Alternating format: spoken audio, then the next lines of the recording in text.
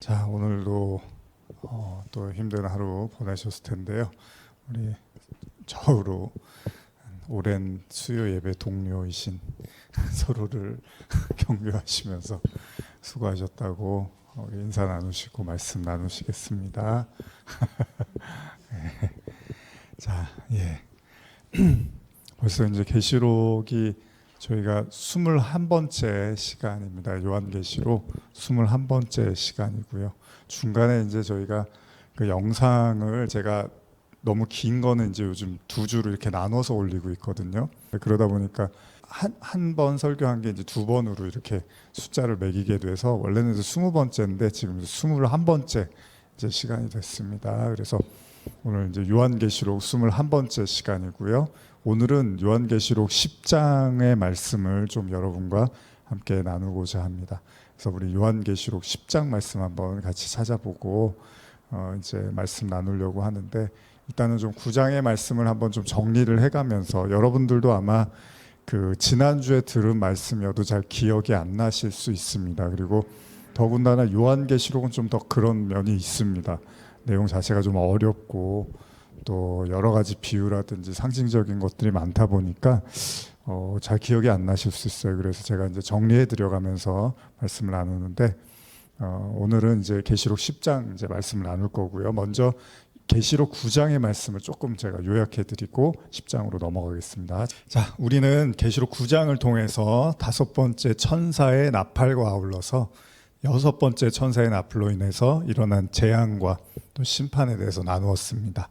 잠시 그 9장의 내용을 한번 정리해 보면, 5번째 천사의 나팔 소리 이후에 하늘에서 별 하나가 떨어지고 이 별은 무저갱의 열쇠를 받게 됩니다.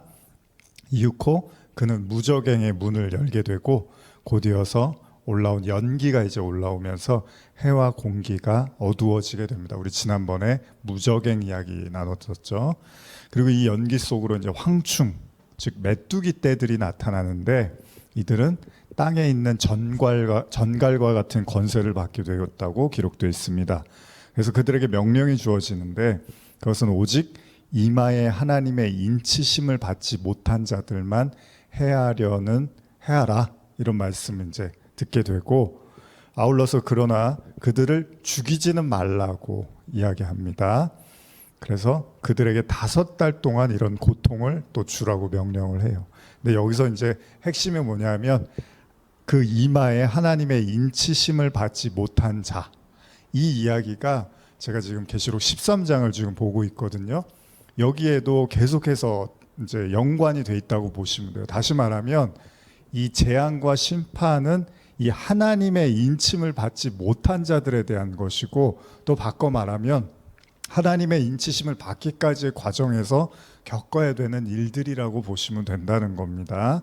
그래서 이게 요한계시록 13장에 가서 이제 뭐 짐승의 표가 나오고, 여러분들이 잘 아시는 그런 내용들, 뭐 짐승에게 경배를 한다, 뭐 이런 내용들이 많이 나오는데, 다 이것들이 계시록 8장의 독수리가 이렇게 하늘을 이렇게 나르면서 화가 있으리로다, 땅에 있는 자들에게 화가 있다, 이런 얘기를 하고, 9장에서 하나님의 그 인침을 받지 못한 자들에게 이제 재난이 시작되고, 그 이야기가 13장까지도 제가 이제 13장을 연구하고 보고 있는데, 그 13장에서도 계속 연장되어지고 있다고 보시면 됩니다. 그래서 어떤 의미에서는 그 하나님의 인침을 받지 못한 것이 다른 의미에서 이미 짐승에게 경배하고 있는 형국으로 나타나는 거고, 그래서 그들에게 재앙과 심판이 임하는데, 그럼에도 불구하고 회개를 하지 않는 내용들이 이제 또 우리가 9장에서 나누었죠. 그런 내용들이 계속 기술되어지고, 그만큼 인간의 이제 자존심, 자아가 얼마나 강팍한지를 보여주고, 아울러서 하나님은 그럼에도 불구하고 이제 기회를 주시는 겁니다. 그러니까 이게 뭐 절망으로 들릴 필요가 없는 게, 뭐 사울이 얼마나 강팍하고 하나님을 대적하고 예수쟁이들을 핍박했습니까? 그럼 그걸로 버림받아야 되잖아요. 근데 하나님이 인내하시고 기다려서 구원하시는 내용, 이게 사랑이죠. 이번 주에 이제 저희가 주일날 사랑을 주제로 해서 말씀을 나눌 건데, 다 뭐 같은 이야기입니다. 어쨌든 간에 중요한 사실은 이 하나님의 인침을 받지 못한, 그러니까 여러분들이 이 말씀 들으실 때 제가 그랬잖아요. 인침을 받지 못한 자 이게 뭐지? 난 몰라 그냥 넘어가지 뭐 다른 사람들도 잘 모르고 이런 얘기 별로 해본 적 없는데 이럴 문제가 아니라 계시록의 말씀은 미래의 이야기가 아니라 그러면은 항상 말씀드리지만 그 미래의 어떤 특정 세대를 위해서 쓰여진 책이면 과거에 사는 사람들이 뭐하러 볼 필요가 뭐가 있습니까? 그게 아니라 그냥 복음을 똑같이 여러 가지 형태의 모습으로 보여주는데 계시록은 어떻게 보면 굉장히 디테일하고 섬세하고 자세하고 그리고 요한이 이미 거의 AD 90년 이후에 쓰여졌으니까 이제 신앙의 모든 걸 다 겪고 나서 이제 이 구약에 있는 상징적 내용들을 가지고 우리에게 이제 성도의 현실을 다루고 있다고 보시면 되는 거죠. 그러니까 묵시라는 게 예언이라는 게 미래의 일만 예언이 아니라 뭐 미래의 일이기도 하죠. 여러분들이 앞으로 어떻게 될지 모르잖아요. 근데 여러분들이 시간이 지나서 이제 그 나이가 되면 그 미래가 현재가 되는 거죠. 그러니까 신앙의 경륜을 다룬다는 것도 그런 거예요. 그리스도 안에서 어린이에서 장성한 어른이 되는데 누구는 이제 어른이 됐을 거 아니에요. 그럼 그 어른이 쓴 글은 그 어린이들한테는 미래의 일인 거예요. 묵시예요. 그러나 이미 그 장성한 분량에 이른 자에게는 이미 그 희미하게 보였던 것들이 선명하게 보였고 예수 그리스도가 완전히 드러났기 때문에 이미 그들에게는 열린 눈, 뜨여진 눈이 되고 열린 하늘이 되는 거고 하나님의 임재를 보게 되는 거죠. 그러나 아직 그 과정 속에 있는 자들에게는 그게 그냥 묵식 속의 이야기로만 들려질 수 있다는 거죠. 그러니까 우리가 이제 계시록을 보면서 하나씩 이 감추어지고 흐릿했던 이 예수 그리스도를 선명하게 이제 밝혀나가는 과정이라고 보시면 되는 거예요. 그런 의미로도 계시록을 현재로 이제 우리가 받아들여야 될 필요가 있다는 거죠. 어쨌든 간에 이 하나님의 인침을 받지 못한 사람들이 무척이나 괴로워하고 너무 괴로운 나머지 성경은 그들이 죽기를 구해도 죽을 수 없다고까지 말하고 있습니다. 그래서 성경은 계속해서 이 황충들 메뚜기 떼에 대한 묘사를 기록하고 있는데 제가 지난주에 많이 언급을 못 해드려서 이제 조금 오늘 나누고 10장으로 넘어가려고 합니다. 현대어 성경으로 한번 읽어드릴게요. 9장 7절 이하인데요. 이 메뚜기 떼는 마치 전쟁 준비를 끝낸 말들과 같아 보였습니다. 머리에는 금관을 쓰고 얼굴은 사람의 모양을 하고 있었습니다. 또 머리털은 여자처럼 길게 늘어뜨리고 이는 사자 이빨처럼 날카롭게 드러내고 있었으며 가슴은 쇠로 만든 방패막이로 싸서 보호하고 있었습니다. 그리고 날개 소리는 마치 싸움터로 달려가는 전차 부대의 요란한 진동 소리 같았고 정갈처럼 고리와 가시를 가졌는데 고리에는 사람을 쏘아서 5달 동안이나 고통을 줄 수 있는 권한이 있었습니다. 이 메뚜기들의 왕은 아비소스라고 하는 밑 없는 구덩이의 사자로서 그 이름을 히브리 말로는 아바돈이라고 하고 헬라 말로는 아볼루온이라고 하니 곧 파괴자라는 뜻입니다. 자, 이 메뚜기 떼에 대해서 성경은 아바돈, 아볼루온 하면 여러분 떠오르는 이름 같은 거 있죠? 혹시 있으신가요? 저도 이거 딱 보는 순간 아주 고등학교 때 이 구절 보는 순간에 떠오르는 이름이 있었는데 나폴레옹 이렇게 비슷하지 않나요? 아볼루온 뭐 이제 그렇게 해석하는 경우도 있던 걸로 알고 있는데요. 그 뜻이 파괴자라는 의미로 기록이 되어 있습니다. 그래서 전쟁을 위해서 근데 단순한 전쟁이 아니라 모조리 파괴할 것 같은 이 기세, 이 엄청난 기세, 그래서 파괴자를 왕으로 삼는 이 메뚜기들은요 누구에게 몰린다고요? 인침을 받지 않은 자들에게 5달이나 고통을 줄 수 있는 권한이 있었다는 거예요. 뭐 이 5달도 여러 가지 의미가 있겠죠. 그래서 제가 이 5의 의미를 한번 주석을 통해서 한번 여러분께 잠깐 읽어드릴게요. 이 5달이 어떤 의미일까? 이 기간에 대한 견해는 3가지다. 제가 뭐 주석을 이렇게 보고서 그냥 이렇게 설명해 드릴 수도 있는데 어쨌든 간에 주석에 있는 내용을 인용한 거기 때문에 좀 더 정확하게 읽어드리는 게 좀 도움이 될 거라고 생각해서 제가 이렇게 주석을 읽어드리는 거예요. 자, 이 기간에 대한 견해는 3가지이다.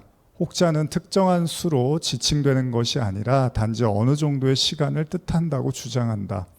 이들은 신약 성경에서 나타나는 5이라는 숫자는 대개 5개라는 특정한 수의 개념으로 나타내기보다는 약간 혹은 적은의 개념을 나타내기 위해 사용되었다고 주장한다. 이런 주장이 있고요. 또 혹자는 1년 중에 메뚜기 떼가 생존해 있는 봄에서 늦은 여름까지의 기간을 가리킨다고 주장한다.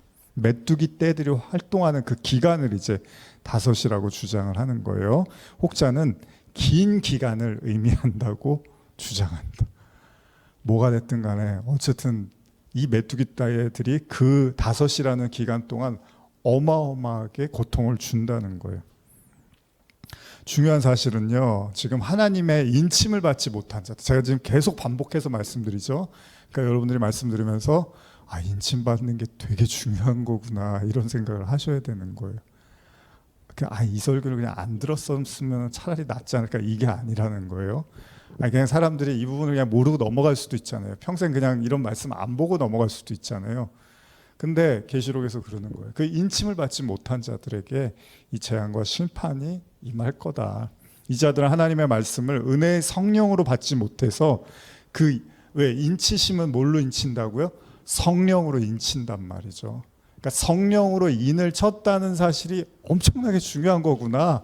여러분들은 이걸 깨달아야 된다는 거예요. 그리고 그 인치심 가운데 들어가지 못한 자, 즉 당시 예수님 때 어땠죠? 유대인들이 그랬잖아요. 성령이 뭔지도 몰랐죠. 당연히 예수님이 아직 십자가 지기 전이었으니까.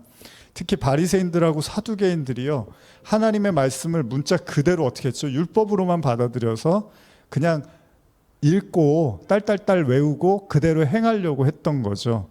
그래서 뜻을 몰랐어요. 뜻도 모르고 그냥 행동만 했어요. 제가 자꾸 요한계시록을 여러분과 읽으면서 이 유대인들에 대한, 바리새인들에 대한, 율법주의에 대한 이야기를 반복드리는 건, 계시록은 그 복음서의 내용을 일정 부분 계속 담고 있습니다. 그러니까 자꾸 계시록을 자꾸 미래의 관점에서 놓고 보면 이 복음서에 나타난 예수님의 사역과 활동을 이렇게 뒤로 하고, 앞으로 무슨 어떤 나라가 일어날 거고, 전쟁이 어디서 날 거고, 지금 이 단어가 어느 나라를 지칭하고 있고, 이 지금 사람이 누구 적그리스도를 얘기한, 이런 쪽으로만 가면은 실질적으로 진짜 깨달아야 되는 그 복음의 정말 그 진국을 놓치고 있다는 거예요. 그렇게 보면 안 된다는 거예요. 그런 설교들이 굉장히 많아요. 그리고 거기에 이제 혈안이 돼 있는 사람들도 굉장히 많아요. 근데 이미 예수님 시대에도 다 동일하게 있었어요. 요한 1, 2, 3, 4 쓰면서 적그리스도가 지금도 많이 세상에 이미 나왔다고 얘기를 하잖아요. 근데 자꾸 앞으로 그 미래에 누가 적그리스도인가, 이런 생각만 하고 있는 거예요.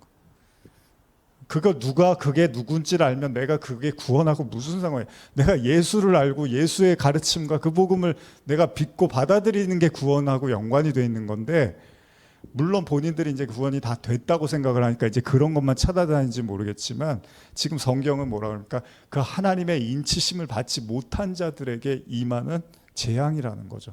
근데 이게 어디하고 또 연관이 돼 있냐면, 슬기로운 처녀, 우리 10처녀의 뷰 이제 가끔 말씀드렸지만 이런 거하고 다 연관이 돼 있단 말이에요. 근데 10명이 똑같이 예수님을 기다린단 말이에요. 신랑을 기다린단 말이에요. 근데 미련한 처녀들은 못 만난다는 거예요. 그러니까 이런 게 중요한 거지, 자꾸 이걸 문자적으로 어떻게 해석해서 어디다 갖다 붙일 생각을 한단 말이죠. 그러니까 여러분도 계시록 보시면서 그 예수님의 사역, 공생애 3년 반 동안의 사역하고 이렇게 연결지어서 보면 상당 부분이 이렇게 맞아 떨어지는 내용들이 많이 있습니다. 그리고 다 당연한 거죠. 다 그 예수님을 중심으로 해서 모든 성경이 다 기록이 된 거니까요. 자, 하나님의 인치심은 성령의 인치심이라 그랬어요. 그들은 이마에 인침을 받지 못했다는 사실. 그러니까 10처녀의 비유에서 뭐라 그랬죠? 기름을 갖지 못해서 등불을 켜지 못했다고 이야기를 했죠. 그래서 미련한 처녀들이 나중에 신랑이 온다는 소식을 듣고 어떻게 하죠? 기름을 구하러 어떻게 하죠? 사러 가는 거예요. 근데 그걸로 끝인 거예요. 혼인잔치는 이제 끝난 거예요. 그러니까 여러분들 혹시나 그런 생각을 안 하시겠지만, 내가 이 수요일 날 힘들게 일하고 여기 와서 뭐하러 이런 말씀을 듣고, 이거 뭐 즐겁고 재미있는 말씀, 이런 생각을 하실 수도 있잖아요, 마음 한켠에. 근데 그렇지 않아요. 시간이 그렇게 우리에게 많은 게 아니에요. 그리고 여러분과 저도 지금 이제 유튜브도 하고 그런 온라인 설교도 하지만 한 10년 가까이 막 그 말씀들을 생각하고 묵상하면서 이렇게 달려오지만, 그래도 지금도 계속해서 말씀 보면서 또 새롭게 보고 또 깨지고 또 새로운 어떤 하나님의 은혜를 발견한단 말이에요. 근데 이 시간들이 결코 헛되지가 않고, 하나님은 하나님의 백성을 반드시 그 시간으로 몰아넣어서 그 분량을 채울 거란 말이죠. 그러니까 귀한 거예요. 이 시간들이 반드시 여러분들이 듣고 깨우치고 기도하는 시간이 돼야 된다는 거죠. 그런 의미에서라면 무적행이 열리고 그 연기 속으로 등장하는 황충에 의한 5달간의 죽지 못할 고통은요, 이 계속되는 고통은 어찌되었든 간에 그들의 신앙적 판단과 선택에 문제가 있었음을 암시하고 있는 거죠. 결국 무엇을 이야기합니까? 잘못된 신앙은 스스로를 파멸로, 멸망으로 몰고 간다는 겁니다. 왜냐하면 계시록의 심판은 단순히 하나님을 모르고 안 믿는 자들에 대한 심판의 의미를 넘어서서 교회 안의 성도라고 하면서도 진짜 말씀의 진리, 진짜 내용을 모르고 외면한 자들에 대한 심판이라는 거예요. 항상 제가 말씀드리지만 예수님의 초림이 어디에 이루어졌죠? 유대인들이 사는 이스라엘로 오셨습니다. 다 하나님을 믿고 아는 사람들의 사이에 예수님이 태어나셨어요. 그리고 뭐라 그랬죠? 다 가짜야, 니들 신앙이. 그 중심에서 딱 오셔서 니들 신앙이 다 거짓이고 가짜야, 이렇게 말씀하셨어요. 이게 재앙이고 심판이에요, 사실 유대인들에게는. 무슨 전쟁이 나고 뭐가 터져야지 그게 심판이 아니라 그동안 믿어왔던 것들이 거짓이었다는 걸 받아들이는 것 자체도 이미 심판이라는 거죠. 자, 어쨌든 이윽고 6번째 천사의 나팔이 불려지고요, 하나님 앞에 금 제단 네 뿔에서 유브라데에서 결박한 네 천사를 풀어주라고 명령을 합니다. 그리고 나서 이 네 천사에 대해서 다음과 같은 묘사가 나오는데, 이것도 제가 현대어로 읽어드릴게요. 우리 지금 9장을 다 다루지 못한 걸 제가 추가로 지금 나누고 있습니다. 현대 성경으로 9장 15절에서 19절까지 읽어드리겠습니다. 그 천사들은 정해진 해와 달과 날짜와 시간이 올 때까지 매여 있었는데 이제 마침내 그들이 온 인류의 3분의 1을 죽이기 위해 풀려나온 것입니다. 나는 그 천사들이 2억이나 되는 큰 군단을 이끌고 있다는 말을 들었습니다. 나는 환상 속에서 그들이 말을 타고 달려 나오는 광경을 보았습니다. 말을 탄 자들은 타는 듯한 붉은 빛과 푸른 빛 그리고 황금빛 나는 방패 옷을 각각 입고 있었습니다. 말들의 머리는 사자 머리처럼 생겼으며 그 입에서 뿜어내는 불과 연기와 유황으로 온 인류의 3분의 1이 죽었습니다. 사람을 죽이는 무기는 입에만 있는 것이 아니라 고리에도 있었는데 뱀의 머리와 비슷한 그 고리로 사람을 쳐서 치명상을 입혔습니다. 한 번 더 여러분들에게 상기시켜드리기 위해서 현대어로 조금 더 친근하게 읽어드렸습니다. 하나님 앞 금 제단에서 난 소리, 이미 계시록 8장 3절에서도 언급됐는데요, 성도들의 기도와 연관이 되어 있습니다. 자, 그러니까 6번째 천사의 재앙은요, 바로 하나님께서 공의로운 구원과 심판을 외치던 그 순교자들 있죠. 그 순교자들의 기도의 응답이라고 볼 수 있다는 거예요. 지난번에도 우리가 다뤘지만은 우리가 기도하면 하나님이 그 기도를, 그러니까 여러분과 저도 기도할 때 정신을 바짝 차려야 되는 게, 우리가 어떤 원하는 것들을 계속 기도를 하잖아요. 그러면 하나님이 조금만 더 하면 내가 들어줄게, 그런 경우도 있겠지만 사실 하나님의 기도와 무관한, 하나님이 들어주기 원치 않는 그런 기도 제목을 가지고 평생을 붙들고도 기도할 수 있다는 거죠. 근데 하나님이 그 기도에 응답해 주려면 어떻게 해야 되죠? 내가 보기에는 그 기도가 내가 들어줄 기도가 아니에요. 그러면 그 기도를 단념하게 만드시지 않겠습니까? 그렇지 않습니까? 아이가 저한테 뭐를 원하는데 절대 아이한테 줘서는 안 되는 걸 저한테 자꾸 원하면 어떻게 해야 돼요?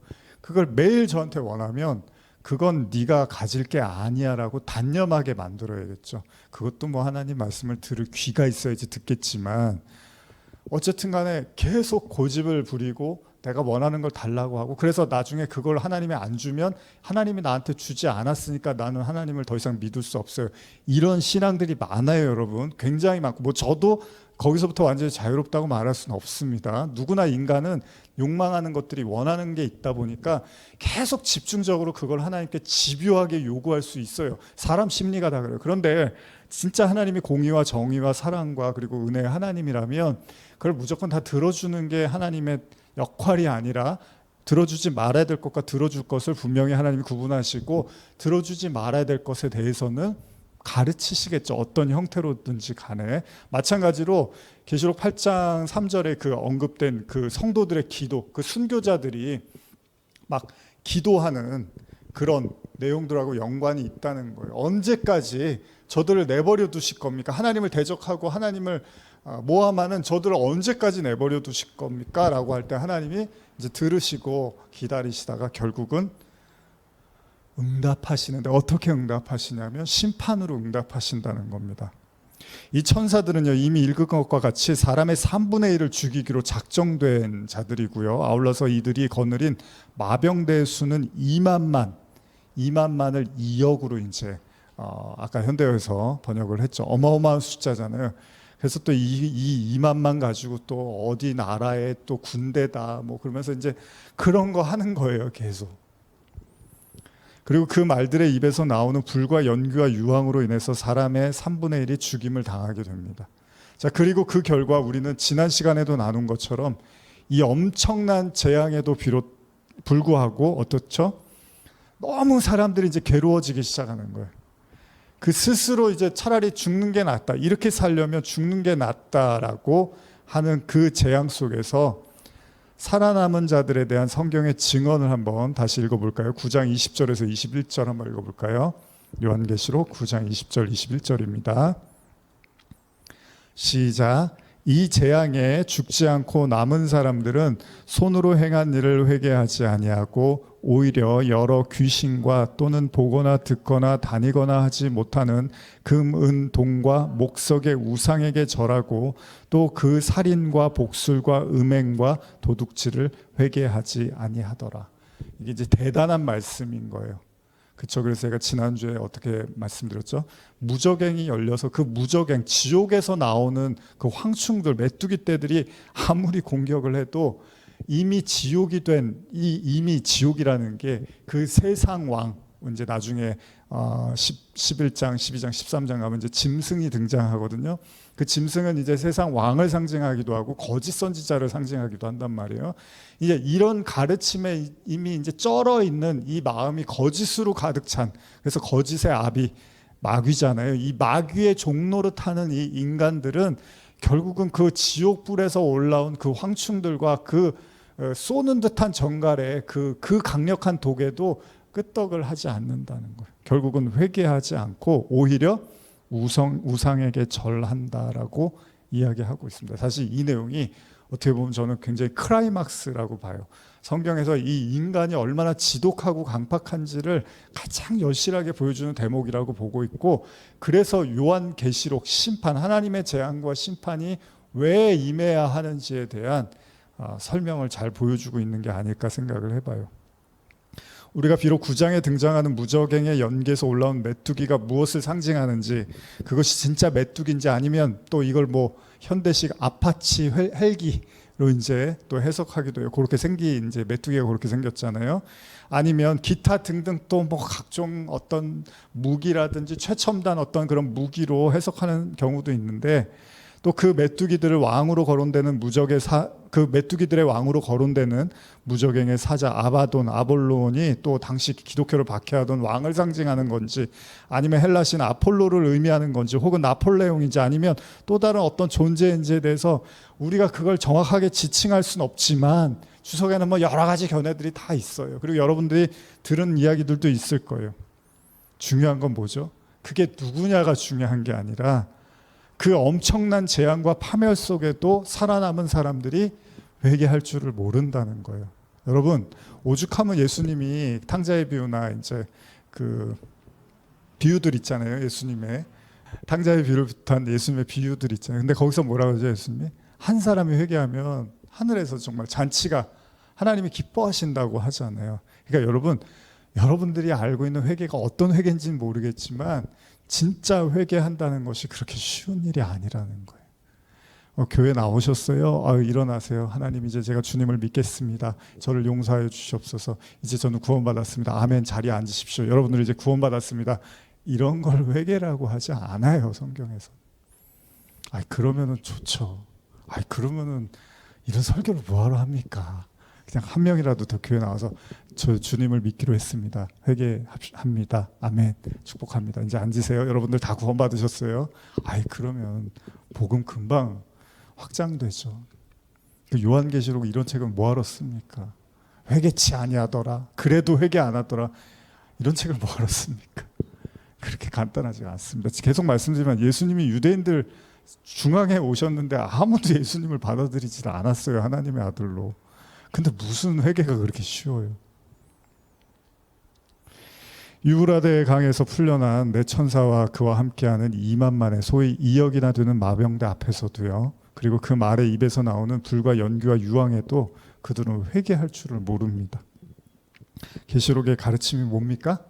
계시록의 핵심 가르침이 뭐죠? 뭐죠? 네, 회개죠. 회개입니다. 그러니까 계시록은 회개하라는 얘기예요. 예수님이 처음 오셔서 제일 먼저 하신 말씀 뭐예요? 회개하라, 천국이 가까웠다. 세례 요한도 회개하라, 천국이 가까웠다. 이거예요, 이거. 하나님의 궁극적인 목적도요, 회개입니다, 회개.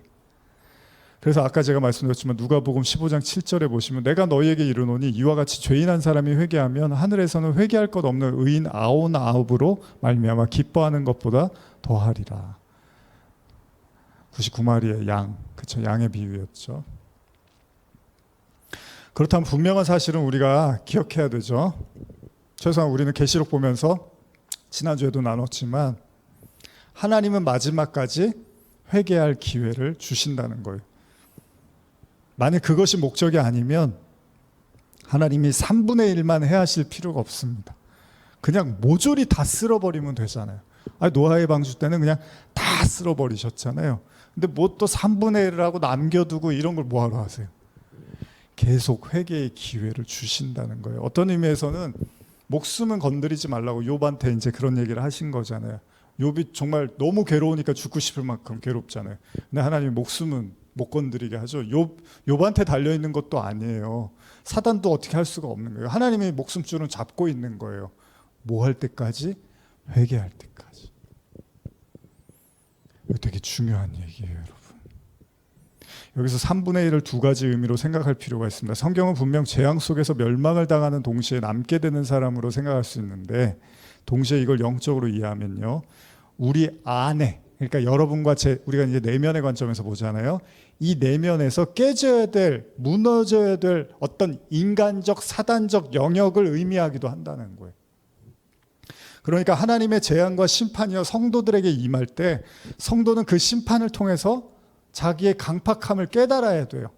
동시에 내 안에 아직도 부서져야 될 그 무언가가 서서히 이제 파괴되어져 가고 있구나, 서서히 무너져 가고 있다라는 걸 깨우쳐야 되는 거죠. 여러분, 젊은 사람들이 어르신들 보면, 저도 이제 뭐 완전히 젊은 나이는 아니다 보니까, 근데 그렇잖아요. 뭐 10대 20대 때 보면 뭐 50대 60대 70대 이런 분들 보면 그냥 남의 얘기잖아요. 저분들이 뭐 힘이 들고 어렵고 이런 게 우리 얘기가 아니잖아요. 근데 이제 서서히 나이가 들면 저게 우리 얘기라는 걸 이제 알게 되고, 저도 이제 한 10년 20년 되면 이제 나도 지하철 타면 괜히 이렇게 뭐랄까, 괜히 이렇게 뻘쭘하고 뭐 그런 거 있잖아요. 어르신들이 이렇게 앞에 오시면은 젊은 사람들이 뭐 이제 개그 그런 코너 같은 거 보면 뭐 괜히 자는 척하고 일어나야 될 것 같고 막. 근데 이제 나이가 들면 바뀔 거 아니에요. 그러면 이제 뭐 여러분과 제가 나이가 들어서 뭐 지하철이나 이런 거 타고 이러면은 또 저희 앞에 있는 젊은이들이 뭐 이렇게 자리를 좀 양보를 해드려야 되나 말하나 뭐 이런 걸 보면서 우리도 참 이 세월이 이렇게 갔구나 이런 생각을 할 거 아니에요. 그게 뭐죠? 서서히 내가 늙어가고 있고 내가 이제 죽을 날이 가까워오고 있다라는 걸 이제 깨닫게 되잖아요. 근데 젊을 때는 그런 생각을 거의 안 한단 말이죠. 마찬가지입니다. 여러분과 제가 영적인 어떤 그 하나님의 또 환난이나 고난이 올 때 이게 내가 쇠하여져 가야 될 내 안의 강팍함과 이 거짓된 성읍이 존재하고 있다는 걸 빨리 인식해 가면 빨리 옛사람이 이제 죽어가는 과정인 거죠. 근데 그거하고 나하고 무슨 관계야? 나는 정말 착실하고 최선을 다해서 살았는데 나는 이런 일들하고 관계가 없는데, 이렇게 생각하면 이 하나님이 주시는 고난들이, 어려움들이 결국은 더 우리를 이제 그 고난의 항복판으로 몰고 가겠죠. 결국 우리는 말씀을 붙잡아야 됩니다. 어떤 상황에 여러분들이 좀 당혹스럽고 뭔가 해석되지 않는 그런 상황에서 결국 말씀을 찾아가야 되는 거예요. 도대체 여기서 내가 지금 뭐를 알고 깨닫고 고백해야 되는지가 사실 굉장히 중요한 거죠. 자, 이제 그 모진 6번째 나팔까지의 재앙에도 죽지 않고 남은 자들이 여전히 돌이킬 줄을 모릅니다. 자, 그리고 이제 10장이 열리게 됩니다. 한번 10장 읽어볼까요? 10장 1절에서 2절입니다. 시작. 내가 또 보니 힘센 다른 천사가 구름을 입고 하늘에서 내려오는데 그 머리 위에 무지개가 있고 그 얼굴은 해 같고 그 발은 불기둥 같으며 그 손에는 펴놓인 작은 두루마리를 들고 그 오른발은 바다를 밟고 왼발은 땅을 밟고. 자, 10장은 6번째 나팔과 7번째 나팔 사이의 내용을 다루고 있습니다. 여기서 요한이 목격한 힘센 천사, 다른 한 천사가 하늘에서 내려오는데 그 머리에는 무지개와 얼굴, 그리고 얼굴은 해 같고요. 그 발은 불기둥 같다고 기록이 되어 있습니다. 물론 우리는 이 힘센 천사를 어떤 천사 중 하나로 이해하고자 할 겁니다. 근데 동시에 이 천사는 마치 또 예수 그리스도의 모습과 굉장히 흡사하다는 사실도 부인할 수는 없습니다. 자, 여기에도 여러 가지 견해가 있는 건 사실입니다. 어쨌든 간에 이 천사는 그 손에 작은 두루마리를 들고 오른발은 바다를 밟고 왼발은 땅을 밟고 있습니다. 자, 그렇습니다. 땅과 바다를 그 발 아래 두고 말씀을 상징하는 듯한 이 두루마리를 손에 들고 있는 겁니다. 사실 여기에서 작은 두루마리의 원어는요, 작은 책이라고 보는 것에 이제 가깝다고 하는데요. 왜 요한이 이런 표현을 썼는지 우리가 다 알 수는 없지만 그 어떤 비밀이 담긴 것과 같은 그 책을 든 천사는 세상을 딛고 우뚝 서 있습니다. 자, 히브리서 10장 12절에서 14절 보시면요. 한번 찾아서 읽어볼까요? 히브리서 10장 12절에서 14절입니다. 자, 찾으셨으면 읽어보겠습니다. 오직 그리스도는 죄를 위하여 한 영원한 제사를 드리시고 하나님 우편에 앉으사 그 후에 자기 원수들을 자기 발등상이 되게 하실 때까지 기다리시나니 그가 거룩하게 된 자들을 한 번의 제사로 영원히 온전하게 하셨느니라. 히브리서는요, 예수님께서 십자가와 부활을 통해서 이 땅의 진정한 주가 되었음을 고백하고 있습니다. 또 세상의 모든 권세들은 그야말로 그리스도의 발 앞에 굴복해야 된다고 말합니다. 그 누구도 감히 그리스도 앞에서 자신을 내세울 자는 없다는 거예요. 오로지 세상 만물 피조물은 주님의 발 아래에 있는 겁니다. 그리고 지금 계시록의 재앙과 심판에서 힘센 천사가 마치 그리스도의 모습을 보여주기라도 하듯이 땅과 바다를 딛고 우뚝 서 있습니다. 그렇죠? 그래서 계속 한번 말씀 읽어보겠습니다. 계시록 10장 3절 4절인데요. 시작. 사자가 부르짖는 것 같이 큰 소리로 외치니 그가 외칠 때에 7 우레가 그 소리를 내어 말하더라. 7 우레가 말을 할 때에 내가 기록하려고 하다가 곧 들으니 하늘에서 소리가 나서 말하기를 7 우레가 말한 것을 임봉하고 기록하지 말라 하더라. 자, 이제 3절 4절 읽으셨는데, 자, 이 사자의 큰 소리, 그 큰 소리의 외침이 있고요. 7 우레는 이에 화답이라도 하듯이 그 소리를 내어 말합니다. 그리고 이 7 우레의 말을 요한이 기록하려 할 때 이를 기록하지 말라라는 그 하늘의 소리가 들리게 된 것입니다. 도대체 무슨 내용이었을까요? 왜 하나님께서는 이 외침을 기록하지 말라고 했을까요? 이에 관한 한번 주석을 제가 한번 읽어드릴게요. 임봉하고의 헬라어 원어의 뜻은 숨기다라는 뜻으로 본절 이외에 22장 10절에도 나타난다. 요한에게 기록하는 것을 금지시킨 이 음성은 그 내용이 감추인 것임을 암시한다. 하나님께서 감추신 내용을 의도적으로 알려고 하는 것은 하나님의 권한을 넘어서려는 것이다. 그래서 주께로부터 하늘의 엄청난 계시를 보고 들었던 바울도 다른 이들에게 나타내지 않았다. 이런 내용이 이제 주석에 기록이 돼 있어요. 그러니까 어떤 분이 이제 자기가 한번 이 내용이 뭔지를 알아보려고 막 계속 찾다가 한참을 찾다가 똑같은 생각을 하셨대요. 하나님이 알지 말라고 한 걸 내가 지금 뭐 하고 있는 건가? 그래서 그냥 포기하셨다는 얘기도 제가 들은 것 같아요. 자, 주석에 언급된 이제 바울 이야기가 있는데 3층 천 이야기 있죠. 제가 가끔 여러분들에게 말씀드리는데 바울이 이제 3번째 하늘에 갔다고 해요. 셋째 하늘. 자, 3층 천. 근데 그거를 이제 낙원이라고 표현을 하거든요. 그래서 고린도후서 12장 4절에 보시면 그가 낙원으로 이끌려가서 말로 표현할 수 없는 말을 들었다고 하죠. 되게 중요한데 이 말이 사람이 가히 이르지 못하는 말, 이렇게 말을 해요. 근데 바울이 그걸 들었대요. 이제 성령에 이제 감동돼서 이 환상과 계시를 바울이 이제 보게 된 거예요. 근데 사람이 가히 이르지 못하는 말을 함구하는 이유를 다음과 같이 말하는데, 이제 제가 현대어로 고린도후서 12장 5절에서 6절을 한번 읽어드릴게요. 그 일이야말로 내게는 크나큰 자랑거리입니다. 하지만 내놓고 떠벌리고 다닐 마음은 없습니다.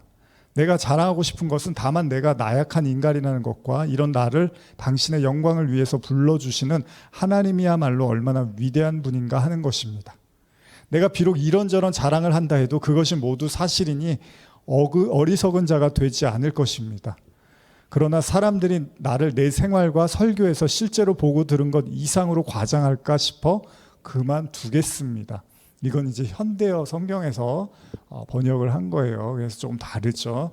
근데 이제 이럴 수 있다라는 이제 관점에서 보는데, 여기 보면 사람들이 나를 내 생활과 설교에서 실제로 보고 들은 것 이상으로 과장할까 싶어 그만두겠습니다. 그러니까 뭐 여러 가지 의미가 있겠지만, 전하면 잘 알지도 뜻도 잘 모르면서 그걸 아는 것처럼 잘못 와전시킬까 봐 말을 안 하겠다라는 의미도 있는 거예요. 그러니까 그만큼 사람이 가히 이르지 못한다는 얘기는 그만큼 어렵고 이해할 수 없는 얘기라는 거잖아요.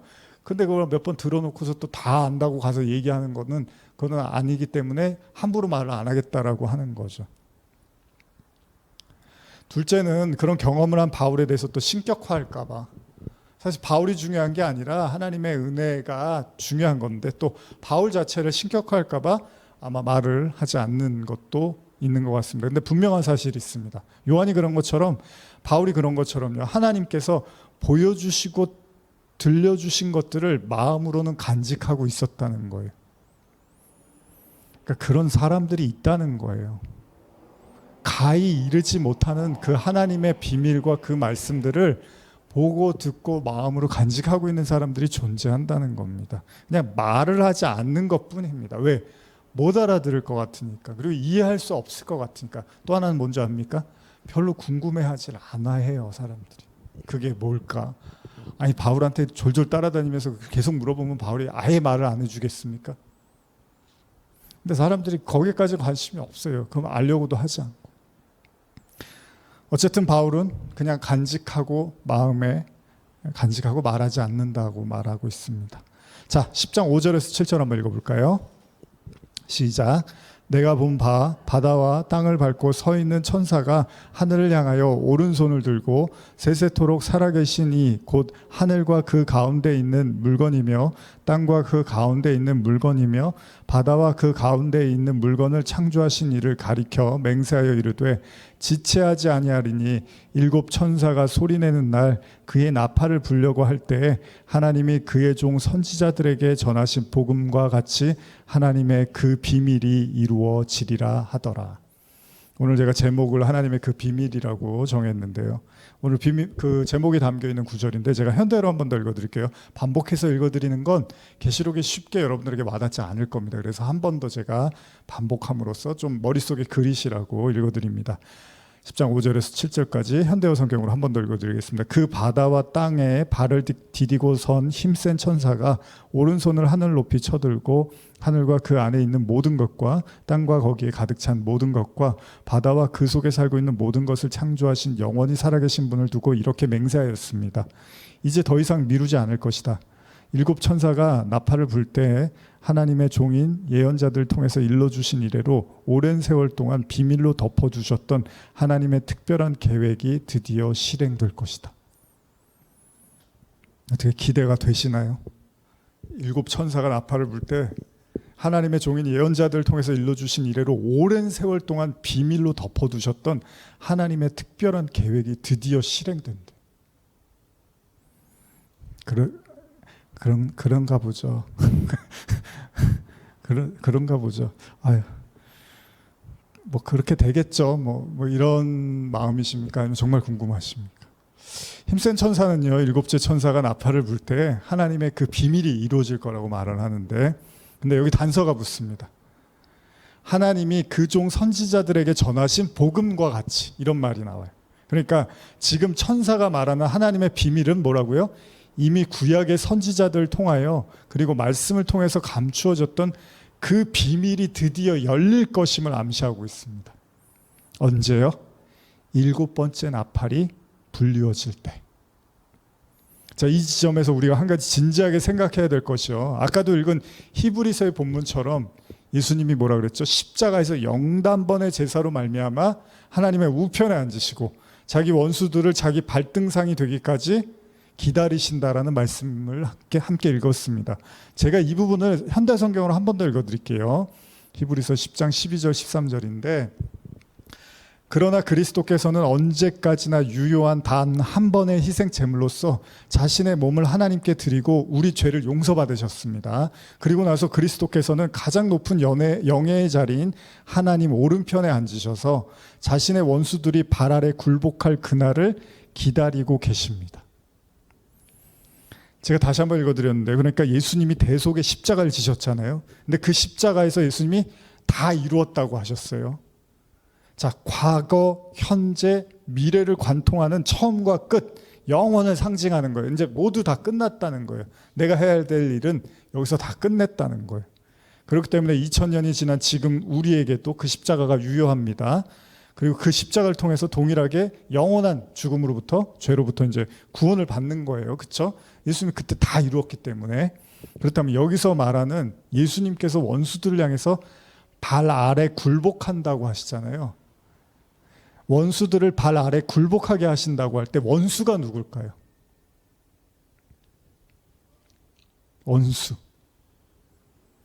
마귀 새끼들이요. 하나님 안 믿는 사람들. 뭐 이제 다 이런 쪽으로, 우리는 이제 다 그런 쪽으로 생각을 많이 하잖아요. 빌립보서 3장 18절 한번 19절 읽어볼까요? 빌립보서 3장 18절 19절. 그러니까 안 믿는 사람, 뭐 사탄, 마귀 이런 건 너무 이제 너무 상식적인 얘기고, 우리가 이제 우리 자신을 돌아보고 우리에게 적용하기 위해서 말씀을 보는 거니까 좀 더 깊이 접근한다면요. 한번 읽어보겠습니다. 빌립보서 3장 18절 19절입니다. 시작. 내가 여러 번 너희에게 말하였거니와 이제도 눈물을 흘리며 말하노니 여러 사람들이 그리스도의 십자가의 원수로 행하느니라.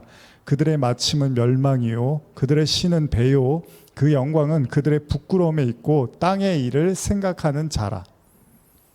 자, 지금 원수가 누구라고 하냐면 바울은 그리스도의 십자가를 부인하는 사람들, 그리스도의 십자가를 통해서 원수된 걸 주님이 소멸하셨고 하나님과 화목하게 하셨잖아요. 근데 그렇게 되지 못한 자들 있죠. 하나님과 원수가, 원래 우리는 다 하나님의 원수였잖아요. 원죄 때문에. 그래서 그리스도의 십자가로 그 원수된 걸 소멸시켜 주셨고 하나님과 드디어 화평하게 됐어요. 화목하게 됐는데 그게 안 된 사람들이 원수라는 거예요. 왜? 원래 원수였으니까. 그러니까 저와 여러분들도 원래 뭐였어요? 원수였잖아요. 그래서 제가 아까 짐승의 표나 하나님의 인침을 받은 자들이나 이런 것들을 나눠서 볼 문제가 아니라 원래 우리도 다 죽을 수밖에 없는 영죽을 죄인이었는데 그리스도를 통해서 생명으로 옮겨진 거죠. 원래 사망의 자리에서 생명의 자리로. 인치심을 처음부터 받나요? 아니죠. 물론 우리가 하나님이 창세전에 우리를 계획하시고 구원하시기로 했다. 그럼 우리는 죄가 없나요? 원죄가 없고 아무것도 없는데 그냥 그런 척 하는 거예요. 그게 아니잖아요. 이 땅에서 죄를 배우는 거잖아요. 죄와 심판 그리고 의 이런 걸 배우는단 말이죠. 그런 것처럼 원래 우리가 영원히 죽어야 될 상태에 있었는데 십자가로 하나님과 화평하는 상태로 넘어갔잖아요. 그러니까 인치심도 처음에 받았던 게 아니라 그 인치심을 예수 그리스도를 믿고 고백하고 성령을 통해서 인치심을 받는 이 과정을 다 밟은 건데 처음에는 다 죽을 죄인이었고 원수였다라는 거죠. 근데 그 십자가를 통해서 하나님과 화목을 이루지 못한 상태에 있는 자들을 원수라고 한단 말이죠. 지금 다시 말하면 십자가의 죽음과 부활에 참여하지 못한 자들을 이야기하는 겁니다. 바울은 엄밀히 말해서 진짜 그리스도와 함께 죽고 그리스도와 함께 다시 살아나는 그 연합의 과정을 거치지 못한 자들이 안타깝지만 땅의 일을 생각하는 자들이고, 뭐라 그럽니까? 그들의 신은 뭐예요? 배. 자기 배를 위해서 일하고 신앙생활을 한다는 거고, 그들의 그 영광은 그들의 부끄러움, 그게 부끄러운 거고, 그들은 늘 땅의 일을 생각한다는 거예요. 그래서 아까 제가 계속 반복했죠. 인침을 받지 못한 자들은 땅에 속한 자. 그래서 화가 있으리로다. 그들이 무적행, 짐승, 그 세상 왕을 바로처럼 이스라엘 백성들이 애굽에 노예 있던 것처럼 그렇게 사는 거예요. 그게 다 땅에 속한 자들이라는 거예요. 하늘로 거듭나지 못한 사람들, 하나님의 인침을 받아서 성령으로 거듭나지 못한 사람들을 다 지금 총칭하고 있는 이야기들이라는 겁니다. 그걸 다른 표현으로는 십자가에서 죽고 부활한 사실이 없는 자들, 신앙을 그냥 표면적으로 껍데기로 말씀을 그냥 눈으로, 그 아이들도 읽으면 깨달을 수 있는 그 수준의 말씀으로 갖고 있는, 나중에 그게 짐승의 수 666이 사람의 수라고 한단 말이에요. 그러니까 말씀을 인간적인 인위적인 해석으로 하는 사람들, 그리고 그런 가르침을 맨날 듣고 거짓된 가르침에 취해 사는 사람들 다 총칭하고 있는 거예요. 계시록 보면 뭐 이 얘기 저 얘기 하는 것 같은데 다 하나예요. 또 보면 하나님의 자녀냐, 그렇지 못하느냐, 그 얘기를 하고 있는 거죠. 그들이 바로 그리스도의 원수라는 거예요. 제자들도 마찬가지잖아요, 여러분. 같이 쫓아다녔는데 예수님이 십자가 질 때까지도 뭐였어요? 원수였잖아요, 원수. 그러니까 쫓아다녔다고 해서 그들이 제자가 된 게 아니에요. 쫓아다녔지만 정말 중요한 순간에서 그들이 그리스도의 원수라는 게 다 드러나는 거죠. 폭로된 거예요. 베드로가 대표성으로 뭐 예전에 많이 말씀드렸잖아요. 근데 베드로가 그 제자들 중에서 예수님을 제일 사랑한다고 했어요. 근데 그 베드로가 부정하고 저주하는 걸로 드러내는 거죠. 근데 이런 거를 모르고 사람들이 아니야, 베드로가 그런 줄 아는 거예요. 그 얘기가 아니에요. 성경은 예수님을 제일 사랑한다고 하고 또 예수님도 그 사랑을 받아주셨잖아요. 그 베드로조차도 십자가 앞에서는 원수로 행하더라는 거예요. 그래서 지금 바울이 뭐라고 그래요? 아직도 그리스도의 십자가의 원수로 행한다라고 눈물을 흘리면서 바울이 말한다는 게, 그 십자가에서 정말 죽고 살아나는 이 과정이 결코 간단하고 쉬운 얘기가 아니니까 이 얘기를 하는 거죠. 베드로가 얼마나 처절하게 깨닫겠습니까? 십자가의 그 주님을 이제 경험하고 회개하면서. 그걸 우리가 회개라고 한다고 제가 이제 많이 말씀드렸잖아요. 그 지점에서 회개가 일어나는 거죠. 엄밀히 말하면. 그러고 나니까 어떻게 해요? 승천하시고 성령이 오시잖아요. 베드로가 뭐라고 해요? 나중에 설교할 때 너희가 회개해라. 그럼 하나님이 선물로 성령을 주시리라. 다 얘기해요. 베드로가 자기 얘기예요, 그게. 근데 그러려면 제자들은 이미 다 버리고 쫓았어요. 그리고 매일 예수님의 가르침을 3년 반이나 들었어요. 3년 가까이 예수님의 가르침을 듣고 그냥 예수님하고 동행하고 살았어요. 그런데도 그들이 그리스도의 원수로 폭로되고 드러났단 말이죠. 근데 오늘날 성도들이 정말 그렇게까지 말씀에 깊이 빠져 있고 정말 그리스도와 동행하는 삶을 사냐 이거예요. 아직 거기에 아직 그냥 문지방에 서 있는 사람들이 얼마나 많은지 몰라요. 근데 그 과정을 다 겪어야 된다는 거예요. 그게 계시록이 그 얘기를 낱낱이 기술하고 있는 거예요. 여러분, 요한이 그걸 다 봤을 거 아니에요. 자기 그리고 제자들의 삶 그리고 죽음, 그 모든 걸 다 목격했을 거 아니에요. 예수님이 33살에 돌아가셨으면 지금 요한은 90년 AD 90년 이상을 살고 있는데 그 수많은 시간 동안에 요한이 얼마나 많은 것들을 보고 느끼고 정리했겠습니까? 그래서 계시록을 우리에게 주는 거예요. 이거 봐라. 이걸 봐야 된다. 이게 진짜다. 신앙 이거야. 너희들이 그거 진짜라고 믿고 있는 거 그거 다 가짜고 거짓일 수 있는 거야. 너희들의 신앙도 살았다는 이름을 가졌는데 죽었을 수도 있는 거야. 안약을 사서 눈에 봐라. 너희는 눈을 떴다고 하는데 눈을 감았다니까. 너희는 부유하다고 하는데 너희는 가난하다니까. 계속 요한이 이런 언어를 쓰는 거예요. 예수님을 통해서.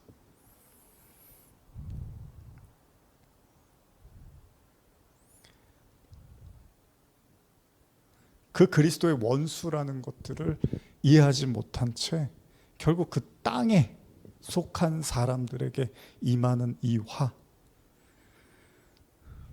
바울이 그 십자가의 원수로 수많은 사람들이 지금도 행하고 있다고 눈물을 흘리며 이렇게 빌립보서를 통해서 우리에게 말해주고 있는 거죠. 그런 관점에서 계시록의 본문을 이해하고자 한다면 복음이라는 건요, 바울도 여러 차례 말했지만 누군가에게는 열려 있지만 또 누군가에게는 비밀이라는 거예요. 누가복음 8장 10절 한번 찾아보실까요? 누가복음 8장 10절입니다. 시작. 이르시되 하나님의 나라의 비밀을 아는 것이 너희에게는 허락되었으나 다른 사람에게는 비유로 하나니 이는 그들로 보아도 보지 못하고 들어도 깨닫지 못하게 하려 함이라. 오늘은 자꾸 설교하는데 그런 생각이 드는 거예요. 혹시 여러분들이 그냥 이렇게 제가 이 설교들을 오래 해왔으니까 그냥 어렵지 않게 설교들을 준비했을 거라는 생각을 혹시 하시는지 모르겠지만 제 나름대로는 굉장히 이 싸움을 하면서 이 말씀들을 지금 전하는 거고요. 여러분들이 그걸 알아주셨으면 좋겠어요. 그냥 이 짧은 시간을 위해서 3, 4일 정도를 계속 기도하고 묵상하고 설교 듣고 또 말씀 보고 생각하고 이런 시간들이 지금 함축적으로 이 원고로 나타나고 여러분의 설교, 물론 저만 그런 건 아니지만 최소한 여러분들이 말씀을 들으실 때 결코 그렇게 가볍게 전하는 말씀은 아니라는 걸 물론 여러분들이 그렇게 생각하실 거라고 저도 믿어요.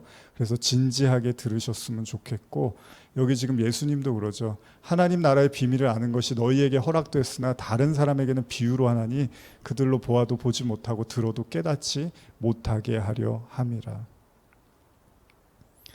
예수님도 당시 제자들 향해서 하나님의 나라의 비밀이 제자들에게는 허락됐지만 다른 사람들에겐 비밀로 남겨질 거라고 말씀하십니다.